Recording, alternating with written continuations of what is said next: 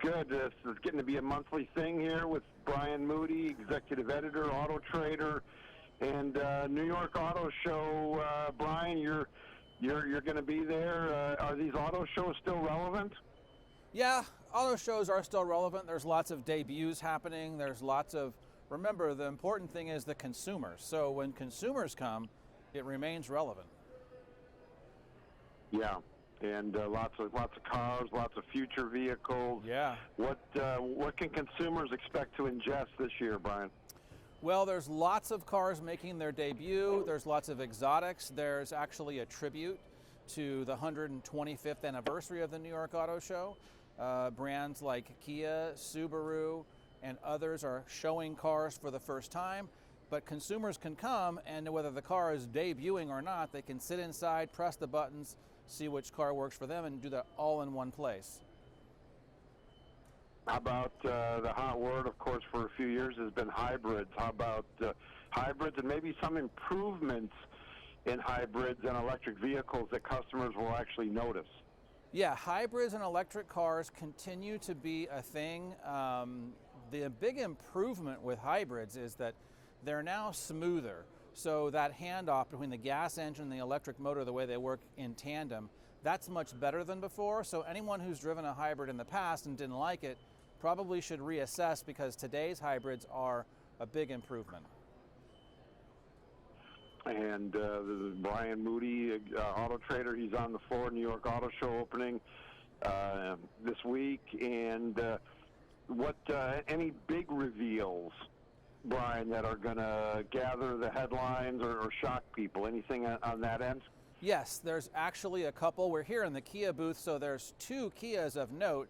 One of them is an all-electric K4 sedan, or an all-electric EV4 sedan, and the other is a K4 hatchback. The hatchback is a performance version with 190 horsepower. They also have a Nightfall edition of their EV9, and there's, for the first time, a 600 horsepower Audi high-performance wagon. That's worth seeing. When it comes to electric vehicles, Brian, last question on that.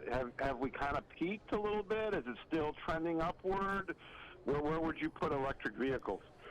Here's the best way to think about this.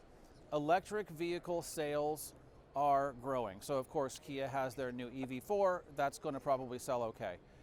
The sales of electric cars are continuing to grow. However, they're growing at a slower pace than had been expected. So it's not that they're declining, they're just growing, but more slowly than most automakers would have wanted. Is that a good thing, though? It's a good thing, because the market should always decide those things. You shouldn't have to necessarily incentivize. If it's the right thing at the right time, consumers will flock to it. So I think it's a good thing, because then people are going to get the thing that they want without having to be inconvenienced in a way they didn't foresee.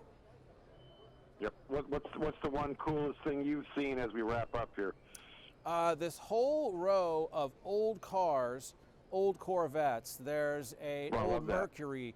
I think there's either a Packard or a LaSalle, spanning the era of the New York Auto Show, which has been over 125 years. I love that. For auto geeks, they will love that. Yeah. And as we wrap up, Brian, where can my listeners go for more information at this point?